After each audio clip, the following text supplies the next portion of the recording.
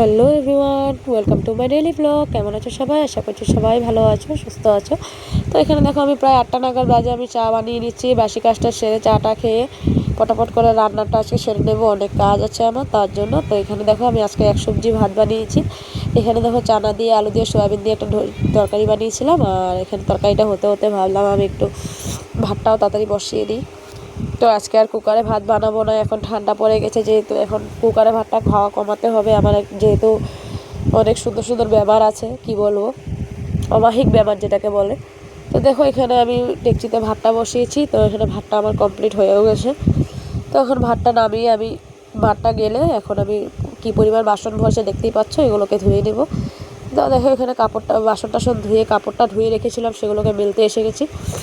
কারণ কাপড়টা তাড়াতাড়ি যদি মেলে না দিই, বন্ধুরা কী বলবো, এখনের বেলা এত তাড়াতাড়ি চলে যায়, তো কাপড়গুলো শুকায় না আর কি, তার জন্য আগে ধুয়ে শুকোতে দিচ্ছি।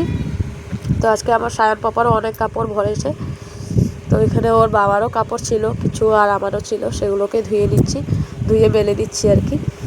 তো অনেকে আমাকে বলে যে এত পড়াশোনা করে কি করলি, ওই তো সংসার সামলাতে হচ্ছে। আমারও কিছু বলার নেই, কারণ সংসার যখন করেছি সংসার তো সামলাতেই হবে, কি বন্ধুরা ঠিক বললাম তো? তো সংসার যখন করেছি সংসার ধর্ম তো পালন করতেই হবে। আর সংসার যে কত সুন্দর, এটা যারা করেছে তারাই জানে একমাত্র। তো কি বলবো, তো এখানে আমার কাজটা শেষ। আর এখানে দেখো সব কিছু পরিষ্কার পরিচ্ছন্ন করে আমি ঘরে চলে আসলাম। আর এসে যা দেখলাম, এই দেখো বাবা আর ছেলে কি সুন্দর ঘুমাচ্ছে, আর আমি এখানে খেটে মরছি। তো যাই হোক, আজকের জন্য এতটুকুই, দেখা হবে নেক্সট ভিডিওতে। টাটা।